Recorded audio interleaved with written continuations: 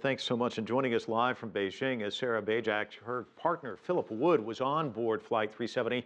He's the subject of a Facebook page called Finding Philip Wood. Sarah is now working to create the MH Victims Family Association. We want to thank you so much for joining us. How are you holding up, and are you still holding out hope? I'm holding up very well. Thank you, Mike. And Zhao Shanghao from Beijing. But that's only possible because all of the families have bonded together now. So we have a terrific group of Chinese families who have surfaced as leaders. Some very smart people in that group, and they've organized a very logical set of questions to bring to the government.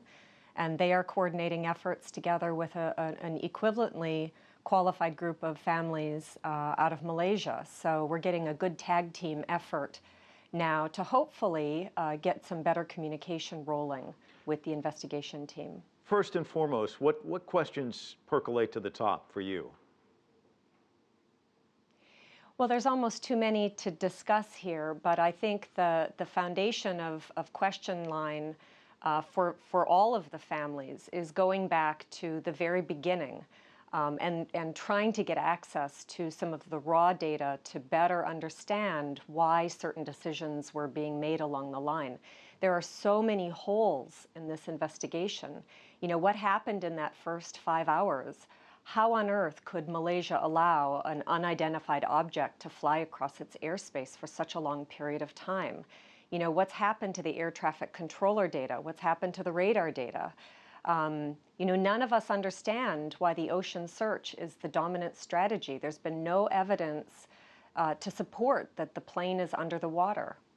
What's been the most maddening part for you in all of this? Is it the lack of transparency, the kind of the movement in this direction, that direction as you're talking about? Is it, you know, the family members being thrust in front of the media, ill-equipped to deal with it, going through all this emotional turmoil? What's been the toughest part?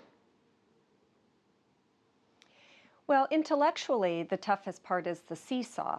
So it's not just that new information is slowly emerging and the investigation is progressing. It's that the information keeps changing.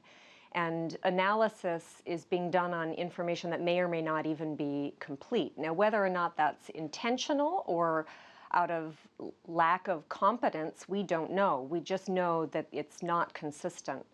From an emotional perspective, it was that people were ill-equipped to handle it. I think you have, you know, a swelling of reaction that comes out when something like this happens. And when it's exacerbated by being thrown back and forth with inconsistent information, it just makes your emotions build and build. So I think a lot of the families really struggled with how to respond to the situation at the beginning, and you saw a lot of variety of response across all of the families. But now that's centralizing into one core set of effort of us trying to work together to really get at the truth. What do you hope to achieve with the Facebook page?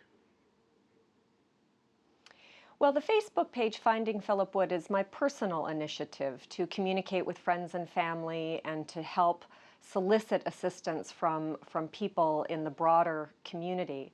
There are a number of other Facebook pages now that we are using as a platform for communication. So we have a private one that's closed off to the public that's only for families to communicate.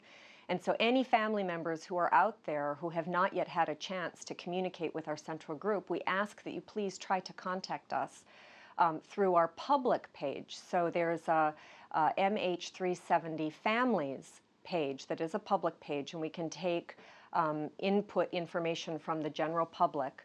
And we'll be using that site to help share information and gather information across the world if possible. Sarah, this always starts with numbers and then we get names, but we don't really get the full picture or the full measure of the people. It's just a list of names.